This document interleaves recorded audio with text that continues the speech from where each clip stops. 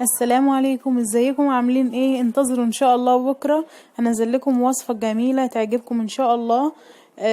بنيه الشركات هعمله معاكم بطريقة سهلة ان شاء الله تعجبكم. ما تنسوش تشجعوني باللايك والاشتراك في القناة وفعلوا الجرس عشان يوصل لكم كل جديد بنزله. والسلام عليكم ورحمة الله.